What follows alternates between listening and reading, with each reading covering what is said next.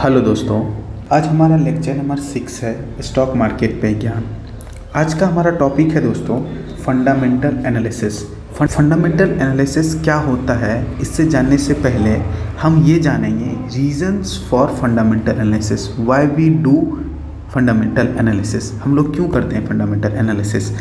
जब हम दोस्तों कोई भी स्टॉक को परचेज़ करेंगे ना, अगर हम परचेज़ करने से पहले अगर फंडामेंटल एनालिसिस करके परचेज़ करेंगे तो हम लोग एक बेस्ट रेशनल इन्वेस्टर कहलाएंगे, क्योंकि हमको उस कंपनीज़ के बारे में पूरा डीप नॉलेज हो जाएगा। हमको उस कंपनीज़ के बारे में ये पता चल जाएगा कि हाँ, आने वाले टाइम में इसका क्या ग्रोथ है, क्या परफॉर्मेंस है कंपनीज़ की, सब चीज़ पता चल जाएगा। तो इसलिए हमको फंडामेंटल एनालिसिस करना पड़ता है। तो हम सिलेक्शन जब हम स्टॉक का करते हैं तो उससे पहले हमको फंडामेंटल एनालिसिस करना चाहिए। फिर हम देखते हैं जब हमको बेस्ट पोर्टफोलियो बनाना होता है कि हमको कि मोर, जैसे कि हम पोर्टफोलियो क्या होता है कि जब पोर्टफोलियो मतलब मोर देन वन स्टॉक, जैसे कि हम अपने पोर्टफोलियो में बंडल ऑफ स्टॉक को कवर करना चाहते हैं, तो उसमें जो स्टॉक को कवर करेंगे उससे मेरा पोर्टफोलियो बहुत अच्छा ग्रोथ करे, बहुत अच्छा अर्निंग दे हमको, तो वो उसके लिए भी हमको फंडामेंटल एनालिसिस करने का ज़रूरत पड़ता है।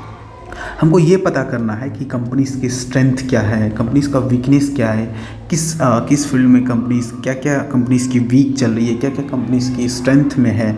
तो ये सारा चीज़ फंडामेंटल एनालिसिस ही बता के देता है। कंपनीज़ का फ्यूचर प्लान क्या है, कंपनीज़ की ग्रोथ क्या होने वाली है, सब चीज़ हमको फंडामेंटल एनालिसिस प्रोवाइड करके देता है दोस्तों, अगर हम फंडामेंटल एनालिसिस कर लेते हैं। मैंने दोस्तों बहुत बार देखा है यूट्यूबर बहुत कोई क्या करते हैं, रेशियो समझाते हैं। फंडामेंटल एनालिसिस मतलब रेशियो समझा दिए, 5, 10, 15 रेशियो को समझा दिए और बोलते हैं कि अगर ये सारे रेशियो आप समझ गए तो मतलब फंडामेंटल एनालिसिस आ गया आपको, और आप ये इस रेशियो को जज करके आप किसी भी कंपनी में इन्वेस्ट कर सकते हैं।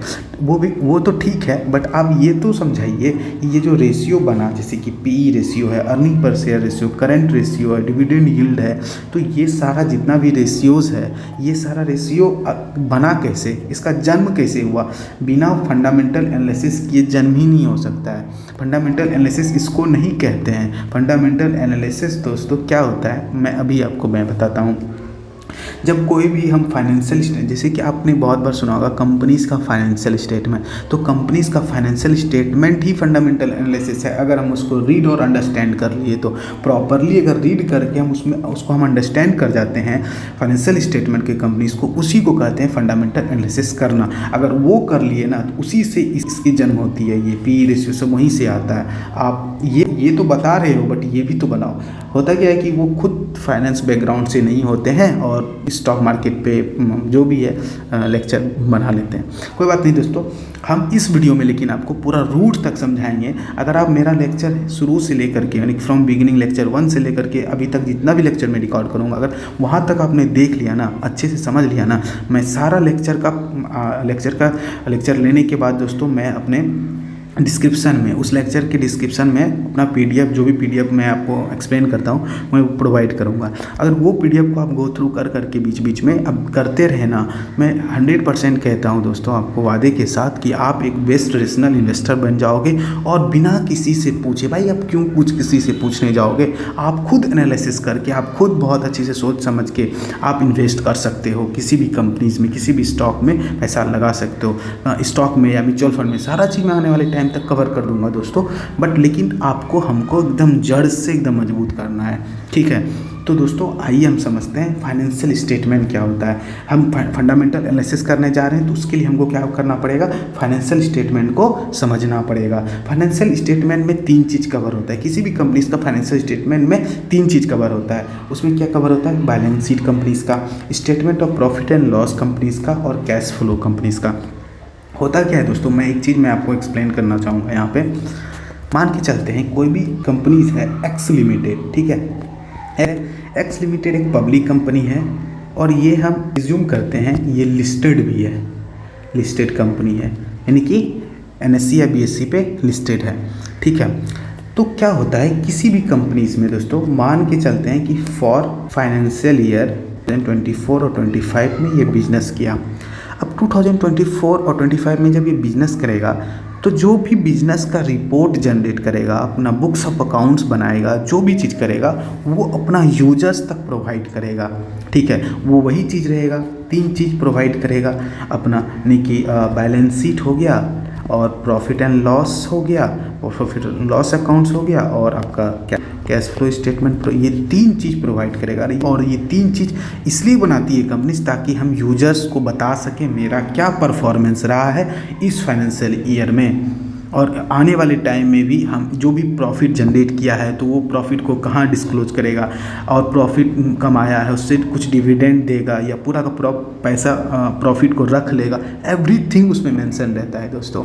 तो इसलिए ये बहुत ही ज़रूरी है समझना हम लोगों को। और ये चीज़ कहाँ पे पब्लिश किया जाता है, कंपनीज कहाँ पे डालेगा, ये 3 चीज़ अपने वेबसाइट पे डालेगा। और अगर कंपनी लिस्टेड है, जो कि हमारा एग्जांपल में लिस्टेड है, तो अपना वो NSE या फिर BSE के वेबसाइट पे डालेगा। आप वो यहाँ से भी देख सकते हो, यानी तो कंपनी का खुद का वेबसाइट में आप फाइनेंस का टैब करके रहता है, वहाँ से भी जाके देख सकते हो। तो ये इम्पॉर्टेंट होता है दोस्तों, बहुत ही इम्पॉर्टेंट होता है, इसको हमको तो समझना ही चाहिए। तो आइए दोस्तों हम समझते हैं। कंपनीज जो अकाउंट्स बनाती है दोस्तों, उसमें सबसे पहले हम बात करेंगे एसेट्स के बारे में, फिर लायबिलिटीज़ के बारे में, इनकम और एक्सपेंस। ठीक है, अब दोस्तों एसेट क्या होता है? एसेट क्या है? जो भी कंपनीज की प्रॉपर्टीज़ है, जो भी जिससे कि वो फ्यूचर में प्रॉफिट जनरेट कर सकता है, प्रॉफिट छोड़ो कैश जनरेट कर सकता है। एक्चुअली में एक फाइनेंस का टर्म है जो कि यूज किया जाता है एसेट के लिए, future economic value, future economic benefit. ठीक है, मतलब कोई भी एसेट को, जैसे कि लैंड हो गया, प्लांट्स हो गया, मशीनरीज हो गया, स्टॉक हो गया कंपनीज का, जो भी चीज़ है जो उसको फ्यूचर में इकोनॉमिक बेनिफिट देने वाला है, जो कि फ्यूचर में उसको कैश जनरेट करके देने वाला है, उसको बोलते हैं एसेट्स कंपनीज की। ठीक है, अब ये एकदम लेमैन के लैंग्वेज में बात करेंगे दोस्तों हम, ताकि हम ये एज्यूम करके चल रहे हैं, इसमें हमारा ये देखने वाला लेक्चर हो सकता है नॉन कॉमर्स बैकग्राउंड से भी होगा, तो हमको तो उसको भी लेके चलना है ना, हमको तो उसे ही स्ट्रॉन्ग करना है। ठीक है, तो हम पूरा एकदम डिटेल में बात करेंगे और सिंपल लैंग्वेज में बात करेंगे। और लायबिलिटीज़ क्या होता है दोस्तों? लायबिलिटीज़ मतलब एक कर्ज, कंपनीज के ऊपर क्या कर्ज है, कंपनीज का क्या क्या कर्ज हो सकता है, कंपनीज बैंक से क्या क्या हो, लोन लिया हो, ठीक है, या फिर किसी से भी लोन लिया हो सकता है, या फिर जो है कि अपने ओनर से कंपनी ने पैसा लिया हो, ओनरशिप फंड बोलते हैं। ओनरशिप फंड को भी बिजनेस, अपना बिजनेस के माथे पे जो भी कर्ज है, यानी कि बिजनेस क्या होता है, जैसे कि यहाँ पे मैंने लिखा एक्स लिमिटेड, ये एक्स लिमिटेड मैं चेंज कर लेता हूँ। एक्स लिमिटेड जो है ये खुद एक सेपरेट एंटिटी है, और जो इसका ओनर होगा वो एक खुद सेपरेट एंटिटी, उसको सेपरेट है। ये एक्स लिमिटेड खुद सेपरेट एंटिटी है, और वो ये बोलता है कि हम, मेरे पास जो भी एसेट है वो मेरा एसेट है, कंपनीज का एसेट है, तुम्हारा एसेट नहीं है, कंपनीज का एसेट है। और इसके पास जो लायबिलिटीज़ है, भले वो पैसा ऑनर ही क्यों नहीं लगाया हो, जैसे कि हम किसी भी कंपनीज का स्टॉक शेयर्स खरीदते हैं तो हम तो ऑनर बन जाते हैं ना, तो हम तो ऑनर है, भले मेरे पास 5 ही स्टॉक क्यों ना हो, भले मेरे पास 1 ही स्टॉक क्यों ना हो, हम तो ऑनरशिप हो गए। बट कंपनीज के लिए वो जो पैसा लगाया, हम पैसा लगाया, आप पैसा लगाया, कोई भी पैसा लगाया, वो कंपनीज के पास गया, तो कंपनीज के माथे पे तो एक कर्ज बन गया ना कि भाई हम तुमसे पैसा लिए हैं, और कल के डेट में कहीं ना कहीं हमको तुमसे को पैसा देना, और हम उसको पैसा क्यों दिए कि लो भाई तुम पैसा लो और मेरे पैसा को यूज करके बिजनेस को कैरी करो या बिजनेस को कंटिन्यू करो, इस पर्पज से हम पैसा दिए। तो कंपनीज के माथे पे कोई भी लायबिलिटी, चाहे वो कहाँ से भी बोरो लाया हो, लायबिलिटीज़ को प्रोक्योर किया हो, उसके लिए तो वो कर्ज ही है। ठीक है, तो मैं उम्मीद करता हूँ कि दोस्तों हम आपको लायबिलिटीज़ समझा दिए हैं। लायबिलिटीज़ क्या होता है, लायबिलिटीज़ समझा दिए हैं। ठीक है, अब लायबिलिटीज़ समझने मतलब बेसिकली यही समझिए लायबिलिटीज़ को कि कंपनीज के माथे पे क्या कर्ज है, क्या क्या कर्ज है कंपनीज को अभी चुकाना, अभी तक फॉर द टाइम बिंग वो अभी तक क्या कर्ज है कंपनीज को चुकाना, किसी को देना है, कंपनीज की साइड से बर्डन है ये चीज़। ठीक है, ये दोनों टर्म मैंने आपको समझा दिया। इस दोनों को टर्म को यूज करके दोस्तों, एसेट और लायबिलिटीज़ को यूज करके हमारा बनाया गया है बैलेंस शीट। बैलेंस शीट में यही 2 चीज़ रहता है, और ये 2 चीज़ को यूज करके बनाया गया है प्रॉफिट एंड लॉस अकाउंट, जिसको कि हम बोलते हैं statement of profit and loss account. अब हम दोस्तों बात करें इनकम क्या होता है, कंपनीज इनकम कैसे जनरेट कर सकती है। इनकम मतलब रेवेन्यू। हाँ, कंपनीज जब सेल करेगी तो कंपनीज को रेवेन्यू होगा। कंपनीज को कहीं से कोई मान लीजिए एक कंपनी दूसरी कंपनी में पैसा लगाया है तो डिविडेंड मिला, या एक कंपनी दूसरी कंपनी में फिक्स डिपॉजिट, मतलब दूसरी कंपनी में नहीं, एक बैंक में फिक्स डिपॉजिट किया है तो वहाँ से वो उसको एफडी किया है, ठीक है। तो वहाँ से जब उसको इंटरेस्ट मिला तो कैश आया, इनकम हुआ कंपनीज का। तो वो सारा इनकम, ठीक है, वो सारा कुछ उसको उस कंपनीज का इनकम कहलाती है। बेसिकली उसका जितना भी टोटल रेवेन्यू कलेक्शन करती है वो सारा का सारा कंपनीज का इनकम होता है, ठीक है। अब मैं बात करूँगा एक्सपेंस। अब ये इनकम को जनरेट करने के लिए, ये सेल करने के लिए, जैसे कि कोई भी जिस मान के चलते हैं कोई कंपनीज है जैसे कि रिलायंस इंडस्ट्री लिमिटेड, मान के चलते हैं रिलायंस इंडस्ट्री लिमिटेड का कोर बिजनेस पहले क्या था, टेक्सटाइल इंडस्ट्री था, पेट्रोलियम था, ठीक है। तो वो पेट्रोलियम को जो बनाया वो उसको सेल किया, ठीक है। तो उसके लिए तो उसको कुछ खर्चा करना पड़ा होगा ना। तो खर्चा जो किया होगा, जैसे कि उसने रॉ मटेरियल यूज किया, जब रॉ मटेरियल परचेज़ किया, उसके लिए उस प्रोडक्ट को बेचने के लिए वो उसका रॉ मटेरियल का खर्चा, फिर उसका एडमिन का खर्चा, फिर सेलिंग एंड डिस्ट्रीब्यूशन का खर्चा, ठीक है, सेलिंग एंड डिस्ट्रीब्यूशन का खर्चा। ये सारे खर्चे को जब हम इनकम से माइनस कर देंगे तो हम इसको, ये प्रॉफिट एंड लॉस अकाउंट में ये दोनों, मैं तो एक चीज़ और बताऊंगा, ये चीज़ मैं बता रहा हूँ आगे बताऊंगा। इनकम और एक्सपेंस को कवर कहाँ किया जाता है, प्रॉफिट एंड लॉस अकाउंट में, ठीक है। और प्रॉफिट एंड लॉस अकाउंट में दोस्तों ये हमारा इनकम रहता है और एक्सपेंस रहता है, ठीक है। अब इनकम और एक्सपेंस रहता है, एक साइड इनकम एक साइड एक्सपेंस। अगर इनकम ज़्यादा है एक्सपेंस के मुकाबले, इनकम ज़्यादा है एक्सपेंस के मुकाबले, तो कंपनी प्रॉफिट जनरेट करती है, ठीक है, प्रॉफिट जनरेट करती है। अगर एक्सपेंस ज़्यादा हो गया इनकम के मुकाबले, एक्सपेंस ज़्यादा हो गया,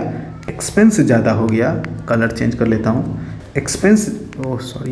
एक्सपेंस ज़्यादा हो गया इनकम के मुकाबले, तो हमको लॉस हो जाएगा। हम ज़्यादा खर्चा कर दिए, उतना हम पैसा मतलब नहीं आ पाए, रिकवरी नहीं कर पाए, सेल ही नहीं कर पाए, जिसकी वजह से हमको इनकम कम हुआ और मेरा खर्चा ज़्यादा होगा, तो हमको क्या हो जाएगा, लॉस हो जाएगा। तो ये लॉस कंपनी के लिए बुरा है, ठीक है। तो ये in profit and loss account से हमको इससे क्या पता चला दोस्तों, ये हमको समराइज़ करता है एसेट के बारे में एंड लायबिलिटीज़ के बारे में, ठीक है।